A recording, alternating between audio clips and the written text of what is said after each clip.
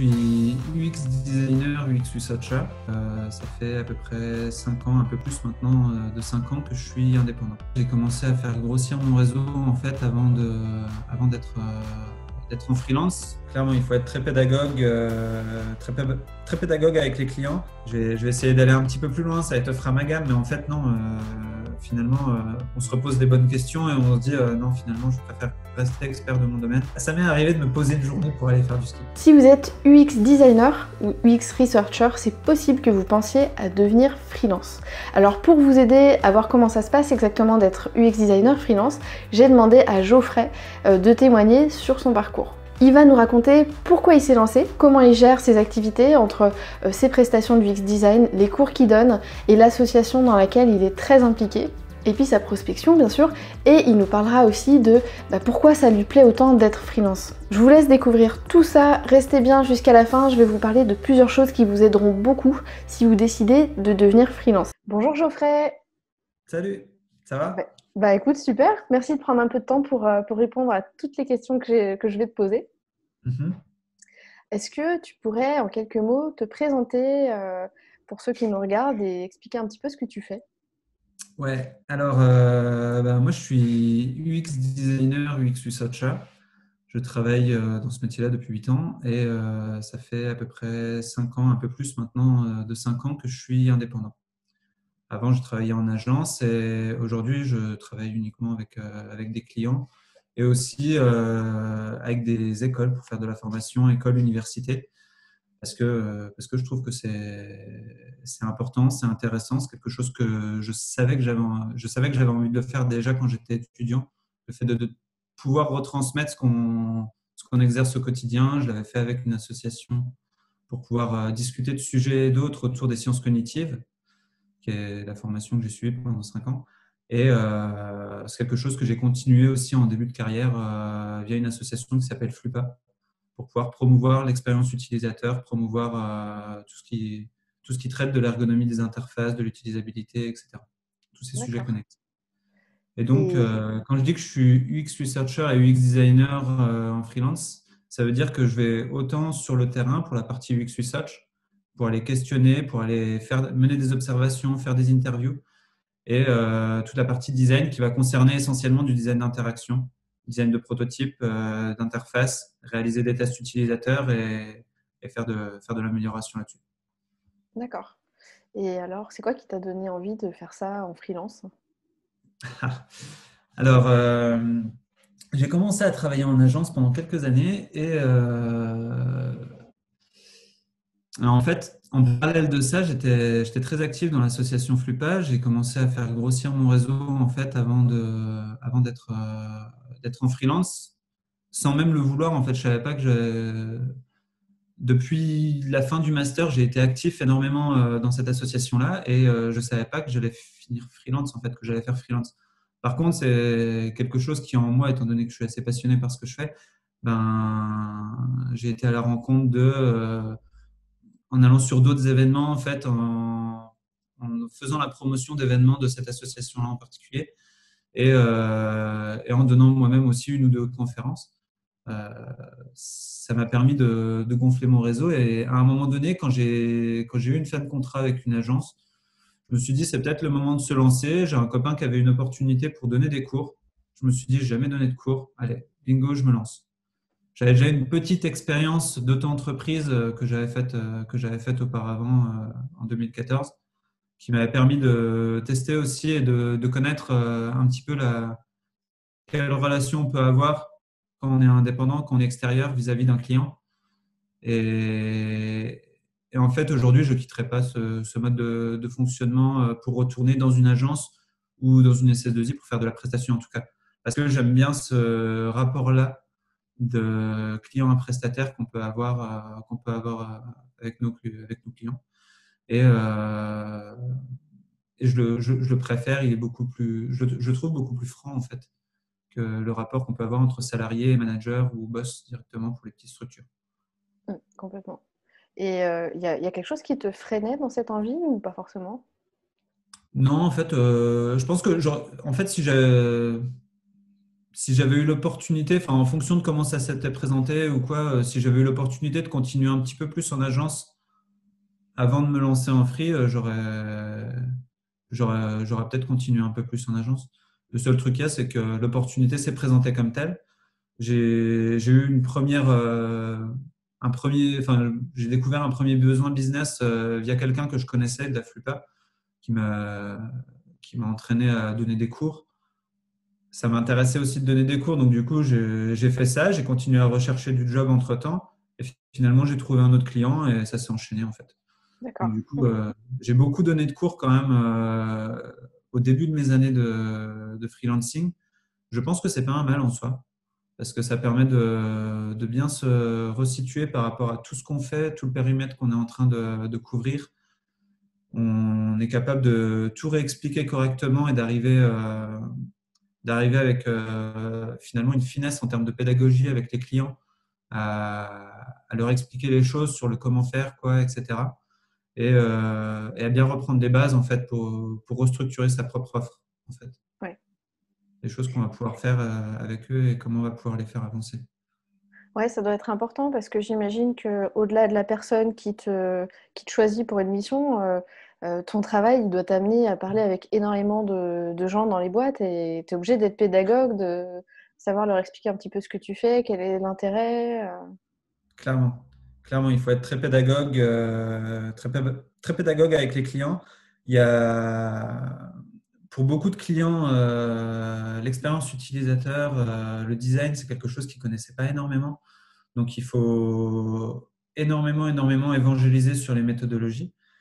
Il faut être capable de faire des choses soi et de pouvoir apprendre à faire des choses aussi. Des formations, j'en donne j'en donne pour des étudiants qui sont de bac+1 à bac+5. Et, euh, et là, depuis cette année, je continue en fait en donnant des formations qui sont même des formations professionnelles avec des instituts qui font des formations propres pour des ESN ou alors pour des grands comptes. Donc du coup, l'un dans l'autre, je suis en train de former, mine de rien, des personnes, des entreprises qui pourraient être mes clients. Moi, j'ai pas l'agrément moi-même, donc de toute façon, je pourrais pas le faire en direct. Mais Ouais, après, qui sait, peut-être pour 2021 ou 2022, proposer des formations directement moi au travers de toute mon offre, en parler à mes clients et passer par cet institut-là, en fait, pour pouvoir faire la facturation. C'est quelque d'accord. chose qui pourra peut-être être faisable, être mis en place, à voir. Bah, c'est cool parce que j'ai l'impression que la formation nourrit la prestation et que la prestation nourrit la formation, donc c'est un bon calcul, puis ça te permet de pas toujours faire la même chose en plus. Exactement. Ça Moi, fait- c'est une des richesses que je tire du fait d'être indépendant, c'est d'avoir. Alors, autant ça existe déjà sur l'UX design, sur l'UX research, de ne pas être tout le temps sur les mêmes tâches, de ne pas faire exactement tout le temps la même chose au quotidien, ou alors au fur et à mesure de l'année. Mais là, en étant indépendant, c'est d'autant plus le cas. Parce que en plus de toute la gestion d'interviews, de prototypes à faire, d'observations, à un autre moment, on va aller faire un atelier. Toutes ces choses-là, c'est toutes des activités qui sont vraiment différentes, qu'il faut organiser sur mesure à chaque fois pour chaque client, pour chaque mission, chaque contexte. Mais en étant indépendant, on a aussi tout l'administratif qui est à gérer, la manière de construire son offre qui a à repenser, et c'est là où il faut se rechallenger soi-même aussi régulièrement.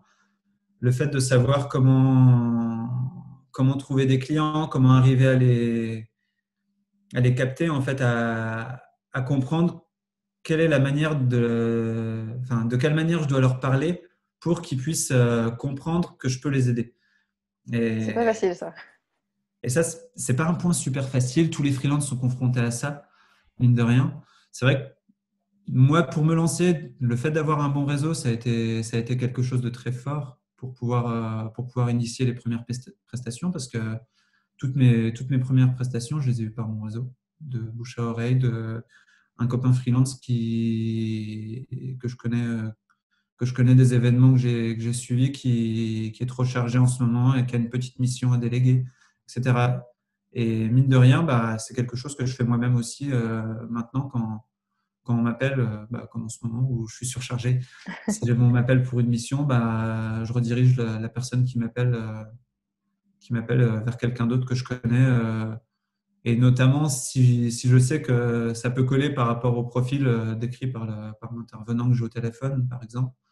Ou alors si je sais qu'un tel freelance est dispo, je peux le relayer directement vers lui en lui disant, écoute, demande-lui s'il est de la dispo. Il m'a semblé avoir vu qu'il était disponible sur LinkedIn récemment.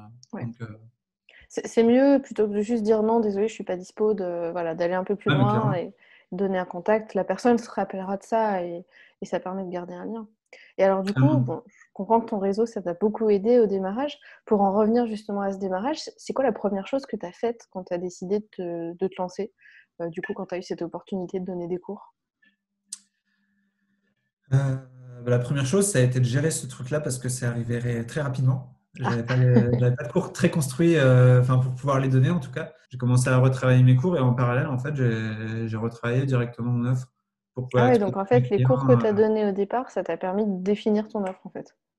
Ouais, parce que c'était des cours sur vraiment, là, les premiers en tout cas, c'était vraiment de l'introduction à l'expérience utilisateur. Et moi, c'est de un, ce que je savais faire et de deux, ce que j'avais envie de continuer de faire pour l'instant. Donc, du coup, j'étais vraiment dans l'idée de pouvoir bosser autant sur de la recherche que du design, ce que je fais aujourd'hui, et de rester focalisé sur ces aspects-là, en étant vraiment expert D'accord. sur l'expérience utilisateur. Et Dieu sait que parfois, c'est tentant de vouloir se dire je vais mettre, je vais me remettre un petit coup sur WordPress parce que je l'ai déjà fait par ailleurs, tout ça pour l'association, quoi. Je vais essayer d'aller un petit peu plus loin, ça étoffera ma gamme, mais en fait, non. Finalement, on se repose les bonnes questions et on se dit non, finalement, je préfère rester expert de mon domaine et déléguer les sujets sur lesquels je ne peux pas être expert et surtout sur lesquels je ne pourrais pas me maintenir à jour en restant Hmm. expert. Parce que ça, c'est un point crucial. Autant on peut réussir à faire pas mal de choses et à avancer comme ça, et je sais qu'il y en a qui le font très bien. Autant pour être expert d'une chose, que ce soit de l'illustration, que ce soit de l'expérience utilisateur au niveau de la recherche, au niveau du design, c'est déjà deux choses différentes. Sur tous les aspects UI qui traitent justement des interfaces utilisateurs et des interactions qu'on va pouvoir leur donner, etc. Bah, tout ça, c'est des expertises en soi ou des sous-expertises en soi. Et construire son offre, c'est vraiment choisir lesquelles on va pouvoir adresser à nos Hmm. clients. Et pour, pour pouvoir adresser des choses à ses clients dans le temps, en fait, dans la durée, il faut pouvoir se maintenir à jour. On est dans Ouais. des domaines qui sont très récents, Pour des rester domaines qui bon. évoluent très très vite. Ne serait-ce que les outils, j'ai vu un truc ce matin là, sur l'évolution des outils. Il y a Sketch qui était en 2017 l'outil recommandé par tout le monde qui montait en flèche, qui est aujourd'hui plutôt sur la pente descendante parce qu'il y a Figma qui est énormément montant. Et je ne sais pas jusqu'à quand il sera montant en fait. Donc voilà, et si on veut se maintenir à jour sur les outils, savoir les utiliser correctement pour pouvoir faire des prototypes haute fidélité, avoir vraiment le rendu que le client attend sur nos prototypes, mais aussi le rendu le plus fidèle pour pouvoir faire des tests utilisateurs qui montre l'interface qu'on a envie de concevoir telle qu'elle va être développée, ben, ouais, c'est chronophage en fait. Donc du coup, il y a toute la part de veille qu'on a à prendre en compte dans nos métiers et toute la part de mise à jour de certains types de logiciels. Ben, c'est quelque chose qu'on ne peut pas faire sur du dev, du design, du SEO, Non, non. etc., etc., quoi. Non, non, il faut pas vouloir. Je pense qu'il faut pas vouloir apprendre à tout faire. C'est une Mm. erreur que beaucoup de freelances font au début en se disant plus je sais faire de trucs, plus j'ai des chances de trouver des missions. Mais en fait, plus tu sais faire des choses, moins tu es bon dans quelque chose. Enfin, Mm. et c'est pas comme ça que tu attires la confiance. Mais c'est important. Et j'aime bien demander si tu penses à une erreur débutant que tu as faite au début. Est-ce que celle-là, justement, tu l'as faite de vouloir faire trop de choses? Non, j'ai pas fait celle-là. Par contre, j'en ai fait une autre qui est bien. Ouais, je sais pas si c'est pire en fait, mais qui moi m'a impacté pas mal. Qu'est-ce que c'est? J'ai commencé à travailler avec des freelances. J'ai fait de la prestation pour des agences aussi au début. Et j'ai une histoire avec une agence notamment où j'étais allé à la réputation. J'ai pas vérifié ce que je fais maintenant dans le genre, bah, est-ce que l'entreprise se porte bien? Et il se trouve que l'agence, elle n'allait pas bien du tout. En fait, moi, je m'étais fié à la bonne réputation de l'agence, sauf que bon, bah, je n'avais pas eu de news depuis 1 ou 2 ans, hein. Enfin, mais j'avais un copain qui y bossait. J'avais des personnes qui étaient engagées au niveau du lead UX, au niveau du lead côté design, qui était pas déconnante, en qui j'avais confiance, bonne réputation, pareil. Enfin, voilà. Et en fait, il se trouve que l'agence n'allait pas très bien du tout, du tout, du tout. Sur 16 000 euros de facturé, j'en ai récupéré 8 000. J'ai pris 8 000 T'as perdu de 8 000, quoi. factures impayées en 2e ou 3e année de freelance. Enfin, 2e ou 3e année de freelance. Ouais, c'est beaucoup quand même. Donc, c'est beaucoup. Ça fait une sacrée claque. Sachant qu'en plus, je suis pas. On m'a pas dit tu vas pas pouvoir être payé, on est en liquidation. L'agence en question, elle a été dans une espèce de truc qui existe pour récupérer les entreprises qui s'appelle plan de sauvegarde. En fait, On pendant a un eu plan de sauvegarde, la même situation. ouais, bah, pendant un plan de sauvegarde, juste pour l'explication, c'est le tribunal qui a la main sur les comptes de l'entreprise. En gros, toutes les factures précédentes sont gelées. Et le tribunal va décider sur une période de 6 mois, 1 an, si l'entreprise est capable de survivre et à quel moment elle va pouvoir étalonner ses paiements enfin, dans les 10 ans à venir après cette année-là écoulée. Donc, du coup, là, j'ai su que j'aurais peut-être 800 euros par an pendant 10 ans. À partir du moment-là, j'ai su ça. Quand mon comptable il me dit ça, j'étais un peu dépité. Ça a duré, ça a duré. Au bout d'1 an, ils ont reprolongé de 6 mois la période de sauvegarde. Donc, j'étais encore 6 mois en plus en stress à savoir si j'allais pouvoir recevoir mon argent au final à un moment donné dans ma vie. Jusqu'au moment où j'ai rappelé le mandataire enfin, le mandataire mandaté par le tribunal qui m'a dit non, finalement, la société ne pourra pas continuer. Il s'était désolé pour moi, mais bon, j'aurais C'est dit, bon, perdu, quoi. voilà.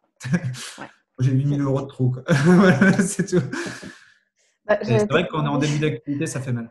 Ça fait mal, et puis du coup, t'es Donc, pas conseil à tous préparé, les ça freelances, fait. renseignez-vous sur l'activité de l'entreprise, est-ce qu'elle est solvable ou pas. Ouais, Mais c'est vraiment, terrible, hein. ça coûte pas grand-chose. Vous demandez à votre comptable, en général, votre comptable, il a un compte société.com et il peut voir ce genre de choses, enfin, et de manière peut-être même encore plus fine. Donc, du coup, c'est quelque chose d'important parce que si le client ne peut pas vous payer, ben, c'est un peu Bah, ce qui est un terrible, c'est problème. qu'il y a plein de bons réflexes qu'on prend suite à des mésaventures comme ça. Et du coup, j'allais te demander, qu'est-ce que tu as appris dans tes premières missions? Bah, j'imagine ça, déjà, un peu la méfiance. Ouais, bah voilà, la méfiance, savoir être franc aussi sur les choses qui sont de l'ordre de l'administratif. C'est de l'administratif, c'est pas pour rien, c'est pas ton job. En tout cas, moi, clairement, c'est pas mon job de base. Moi, je suis plutôt là pour conseiller mes clients sur du design, sur des méthodes d'investigation pour pouvoir avoir la bonne matière entre les mains pour pouvoir designer correctement. Et finalement, bah, là, on se retrouve face à des trucs administratifs à devoir gérer. Alors, on a tous des process d'automatisation plus ou moins bien rodés pour éviter d'en faire un max et éviter de passer le moins de temps dans l'administratif en tant que freelance, notamment les freelances qui sont dans le numérique. Mm. Mais on a quand même certaines choses à faire. Et typiquement, aujourd'hui, sur les relances d'impayés, des choses comme ça, je suis on ne peut plus ponctuel et on ne peut plus franc. C'est obligatoire. Et j'envoie des messages très, très froids, en fait, sans émotion pour ces trucs-là. C'est vraiment factuel, quoi. Vous êtes en retard de paiement et voilà. Et selon toi, c'est quoi qui fait qu'aujourd'hui, ton activité, elle tourne bien? Ben, la réputation, les années d'expérience, ça, c'est quelque chose qui est extrêmement apprécié des clients, forcément. Le fait de pouvoir être agile, le fait de pouvoir rebondir sur des sujets, être agile sur des organisations qui sont en cours de changement. Là, ça fait sur deux ans, j'ai travaillé avec 2 grosses entreprises en période de restructuration. Et donc, si on n'est pas un minimum agile sur les méthodes, si on n'est pas un Faut minimum de la agile sur la souplesse. manière dont on peut faire les choses, ben, ça risque d'être compliqué.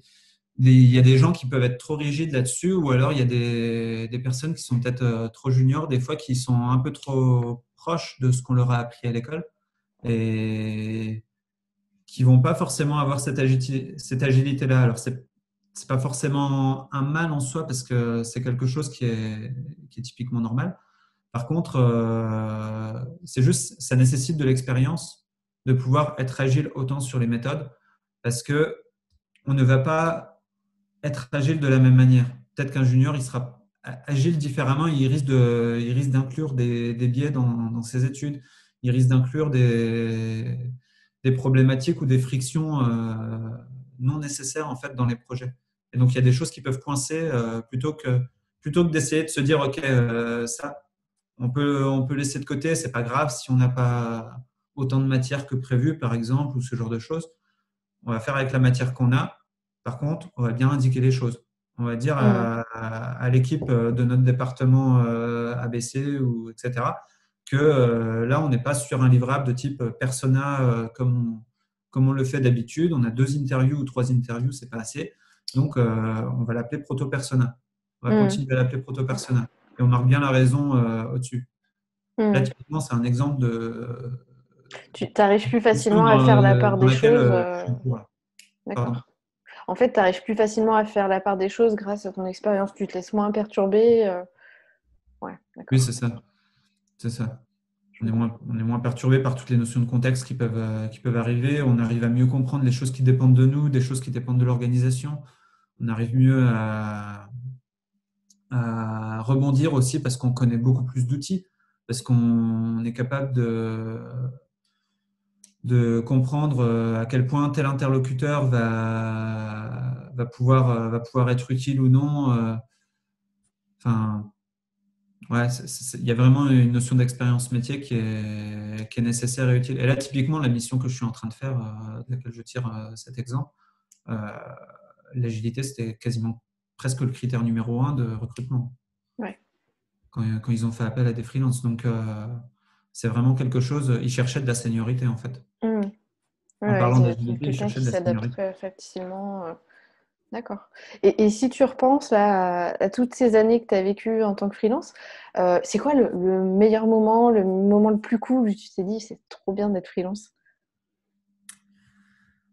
Ouais, il pourrait y avoir plusieurs trucs. Le moment le plus cool, ouais, je sais pas si j'aurai un moment.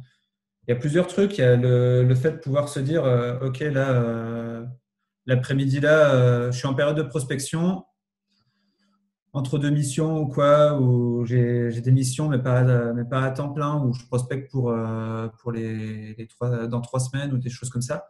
Ben, là, je me prends une après-midi, quoi. Ouais. Ça, c'est le genre de choses plutôt spontanées. Aujourd'hui, il fait beau. Bon, je vais pas dire aujourd'hui, je peux faire du ski parce que, enfin, quoi que ça m'est arrivé en fait. Ça m'est arrivé de me poser une journée pour aller faire du ski. Mais c'était il y a quelques années déjà. C'était il y a 2-3 ans. Il y a 2-3 ans, j'étais encore plutôt nomade et du coup, de mon nomadisme a fait certaines choses aussi. Ah ouais, bah justement, pendant une période où j'étais en contrat, j'avais vu une journée qui m'intéressait beaucoup sur une journée de conférence en fait faite par l'université de Nîmes, là, animée par Stéphane Dial à l'époque quand il était encore là-bas, sur la pédagogie du design et le design de la pédagogie. Moi, donnant des cours, je me suis dit c'est quelque chose qui va m'intéresser. En plus, le chercheur en question, je le connais déjà, je l'ai déjà lu parce qu'il a écrit quelques bouquins et il est vraiment très bon. Je me suis dit ça va être vraiment riche. Donc la journée-là, j'aimerais bien me la bloquer. Donc je l'avais mis en off, je l'avais prévu, j'en avais discuté déjà en amont avec le client parce que c'était ensuite de week-end en plus ou juste avant un week-end, je ne sais plus. Et donc du coup, il s'est trouvé qu'avec le client, on avait des interviews à faire à Marseille. Je lui ai dit, moi ça m'arrange la semaine-là. Comme ça, je passe à Marseille, je fais ma journée coloc à Lille et après je remonte à Paname.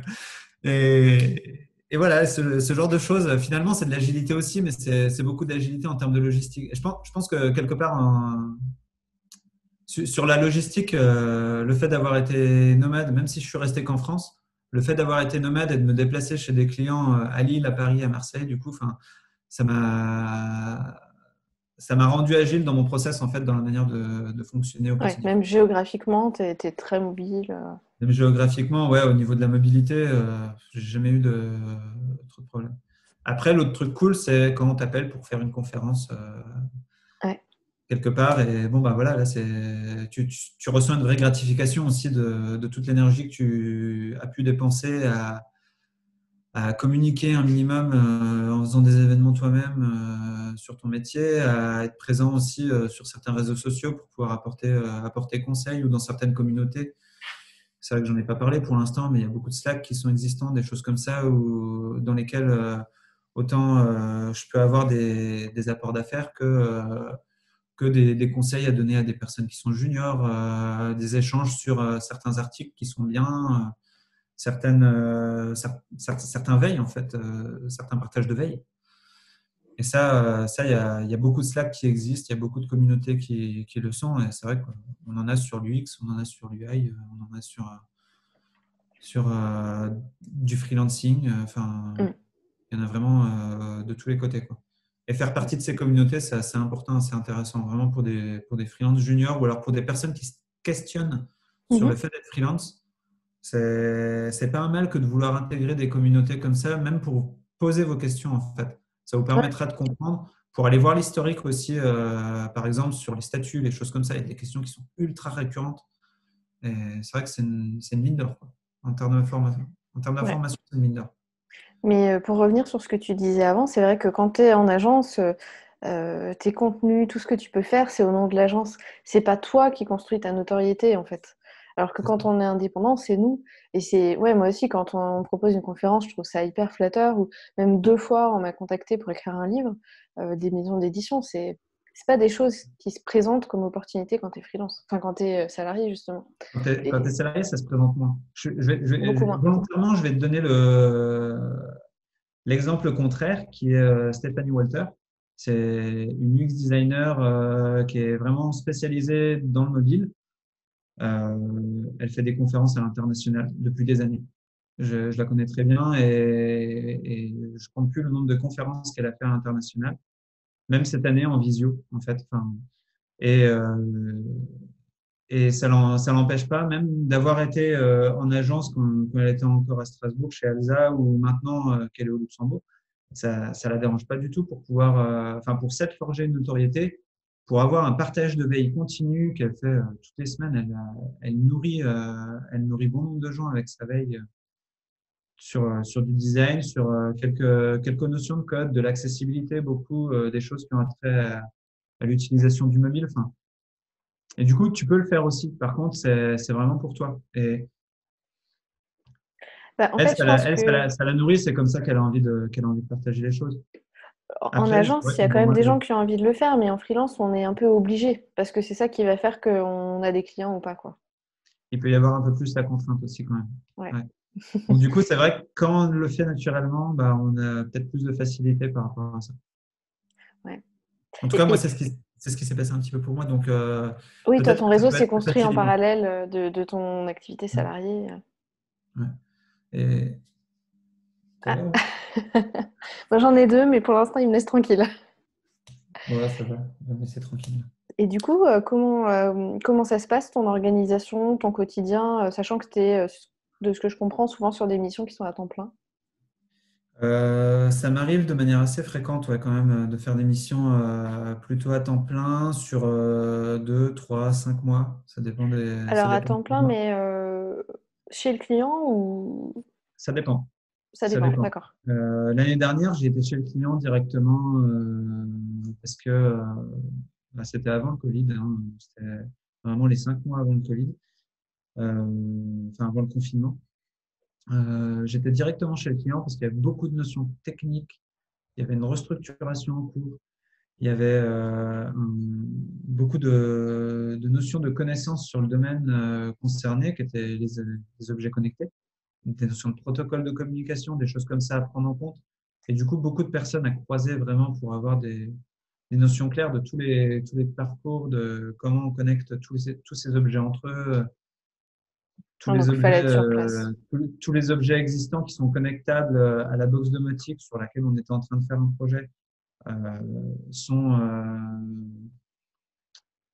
comment dire, ouais, il y en a beaucoup. Ils ont été construits par des départements différents d'entreprise et tous n'utilisent pas les mêmes protocoles en fait. Et donc, du coup, quand tu veux faire un travail d'UX profond là-dessus, bah, faut aller discuter avec tout le monde. Il faut essayer de voir comment techniquement on peut mutualiser deux protocoles, etc. Enfin, est-ce qu'on peut faire l'inverse à certains moments pour Mhm. pouvoir avoir l'info et puis quitte à la stocker quelque part le temps que le protocole se fasse de l'autre côté. Enfin, il y a plein de complexités comme ça qui étaient à gérer, donc il fallait vraiment être en interne. J'ai été quelques journées par-ci, par-là à distance, mais la plupart, je l'ai fait en interne. Mais alors, enfin, du coup, quand c'est comme ça, comment tu gères ta prospection? Parce que quand tu es en mission, tu dois toujours penser à l'après, à quand la mission se termine. Quand tu es booké à temps plein, c'est compliqué d'échanger avec des prospects, j'imagine, et d'avoir du temps. Ouais. Alors là, la mission était quand même relativement bien définie dans le temps pour se terminer mi-mai, enfin mi-mars, je veux dire. Et en fait, après la mi-mars, moi j'ai un truc qui arrive tous les ans, c'est donner des cours avec l'université. Donc du coup, c'est une période aussi où soit je suis en mission temps plein avant, je vais pouvoir juste réarranger l'agenda et puis leur dire bah là, je vais pas pouvoir faire du temps plein et je serai certainement pas dans l'entreprise parce que les cours, je les donne pas sur place. Donc du coup, pour être présent un jour là et avoir 500 km entre les deux, c'est pas possible. Donc ça peut être à un moment donné du travail qui n'est pas à 100%, qui est fait un peu plus à distance. Après, pour l'instant, j'ai jamais été trop dérangé par ce truc-là. Et donc, du coup, j'avais un petit peu de temps pour voir venir les choses, pour répondre un peu à la question. Et en fait, cette période où je donne les cours, si elle n'est pas comblée par du temps de mission comme ça qui était prévu à l'avance, c'est une période qui me sert de prospection D'accord. et de revue un petit peu de mon offre aussi, revoir mon portfolio, revoir toutes ces choses-là, je les fais au moment de l'année. C'est une espèce de saisonnalité qui est en train de commencer là depuis 3 ans. Ouais, depuis 3 ans, je donne des cours avec cette université et donc du coup, D'accord. je reprends ce petit rythme-là année après année. Et maintenant, avec le recul, est-ce que tu regrettes ton choix ou est-ce que tu es content de l'avoir fait et tu te dis jamais de la vie, on me reverra dans une entreprise? Ah. Non, pas forcément. Par contre, je sais que je ne souhaite pas redevenir salarié chez des prestataires. Ok. Parce que je sais le faire moi-même, donc je vois pas pourquoi j'irais dans une boîte le faire, en fait. Je comprends. Une autre évolution possible, c'est je crée moi-même une structure pour créer un produit, créer un service, créer voilà, quelque chose moi-même. Il y a des idées en réflexion comme ça toujours. Mhm. Je pense que tu en as peut-être aussi de ton côté. Ouais. T'es freelance et tu peux avoir d'autres idées de produits, de services à créer pour faire évoluer le marché tout simplement, quoi. Ouais, exactement. Donc voilà, ce genre de choses, c'est faisable. Pourquoi pas, sinon créer une agence moi-même, mais avec quelqu'un d'autre, Grossir avec et d'autres personnes que je connais pour faire grossir quelque chose de solide ou quoi. Après, c'est un peu quelque chose que je co-construis en ce moment avec d'autres indépendants pour créer un collectif d'indépendants qui soit relativement solide. qu'est-ce qu'on peut te souhaiter à toi pour la suite alors? De l'amour, du bonheur. En plus, c'est la saison Non, pour la des suite, vœux là. au niveau freelancing, j'espère que ça va bien continuer. L'année dernière, il y a eu un petit plat avec toute cette histoire de confinement, etc., de perturbations liées au Covid. J'espère que cette année, ça va se résorber un petit peu toutes ces choses. J'ai l'impression qu'en entreprise, il y a quand même un pas qui a été fait en plus pour pouvoir bosser à distance, ce qui peut être aussi une bonne chose pour pouvoir bosser à distance en temps normal après cette période-là. En tout cas, Ouais. je l'espère. J'ai l'impression qu'au niveau du UX design, ça commence à se répartir un petit peu partout aux quatre coins de la France et ça, c'est pas plus mal. Bah, c'est vrai que si tu travailles à distance, finalement, tu n'es pas obligé d'avoir tes clients que dans ta région et les entreprises sont pas obligées de chercher que des freelances qui sont autour d'eux. Et c'est vrai que quand tu es dans des zones qui sont peut-être un peu moins dynamiques économiquement, je comprends que tu peines à Hmm. attirer des talents, quoi. Ouais. Et ça, c'est une des raisons pour laquelle j'ai commencé en étant nomade, en fait, en tant que freelance. Ce parti pris de nomadisme, il vient du fait d'avoir beaucoup d'offres sur Paris et la certitude de ne pas vouloir y vivre. Ouais. Et donc, Donc quand tu y allais, c'était temporaire j'ai dans ta été à tête. Paris pour bosser. Je suis revenu. J'allais à droite, à gauche, etc. Les week-ends, je les passais globalement pas à Paris, même si j'étais en mission pendant plusieurs mois ou quoi là-bas. Mhm. Et, et donc, du coup, bah, ça me permettait d'aller voir des gens que je connais à Lille, un pote qui était en train de faire une formation à Saumur. Bon, bah, allez, on se fait un week-end autour de Saumur, etc. D'aller voir de la famille ou des amis à droite, à gauche. Ouais. Et donc, du coup, voilà, ça m'a permis ce genre de choses. C'était très bien, mais à terme, c'est un peu épuisant. Donc, ça me fait du bien d'être basé à Lyon De maintenant, t'être basé de d'avoir façon posé un mes peu plus valises. pérenne. D'accord. Bon, bah Ça écoute, je permet te d'être un peu remercie pour plus. ce témoignage. En tout cas, c'est hyper riche, hyper intéressant. Je pense que ça peut aider plein d'UX designers qui aimeraient se lancer à prendre leurs décisions. Ouais, complètement. Et n'hésitez pas vraiment, ouais, en tant que jeune UX designer ou jeune freelance, à aller communiquer avec les communautés Ouais, sur des Slack, sur des forums, sur des groupes Facebook ou autres. Il y a plein de choses qui existent. Et il y a des gens qui apportent des réponses, il y a des historiques de recherche qui sont des mines d'or. ouais, Et ça vous donnera aussi beaucoup de références de choses à aller chercher à droite à gauche comme information. exactement. Bah, merci beaucoup, Geoffrey. Bah, merci à toi, Marion. Moi j'ai trouvé que c'était super sympa comme échange, j'espère que vous aussi. Si vous devez retenir les meilleures idées de Geoffrey, je dirais que la première c'est que vous devez absolument avoir une offre hyper claire pour vos prospects et pour vos clients. Et la deuxième c'est de surtout pas attendre d'être freelance pour travailler votre réseau. On l'a vu dans le témoignage de Geoffrey, pour lui c'est ce qui lui a vraiment permis de démarrer très rapidement. Si ça vous a convaincu de vous lancer, je voulais vous parler de deux choses qui vont vous aider pour réussir votre lancement. La première chose c'est que je propose plein de contenus gratuitement pour aider les nouveaux et les futurs freelances à développer leur activité. Vous allez trouver du coup plein d'autres vidéos sur cette chaîne YouTube, des articles sur mon blog, donc super-freelance.com. Il y a une boîte à outils avec plusieurs documents que vous allez pouvoir télécharger. Et tous les lundis à midi, la permanence des freelances, ça a lieu sur YouTube Live et je réponds à midi donc à toutes vos questions sur le freelancing. La deuxième chose dont je veux vous parler, c'est la formation pour réussir votre démarrage en freelance que je propose. Alors elle est 100% en ligne, elle est finançable dans le cadre de votre CPF ou de votre Pôle emploi par exemple. Et elle repose sur les piliers de la création d'une activité qui va marcher et qui va durer. On va voir ensemble comment construire votre projet, comment construire votre offre, fixer vos tarifs. On verra aussi votre stratégie commerciale. Comment est-ce que vous allez trouver des clients et comment vous allez faire pour les garder. Et on parlera également des aspects un peu moins fun comme l'administratif mais qui est hyper important et comme également votre organisation pour que vous puissiez vous épanouir et travailler correctement. Je vous invite à aller voir la page de présentation de la formation, il y aura tout le programme, toutes les infos et je mets le lien juste sous la vidéo. Je vous dis à très bientôt.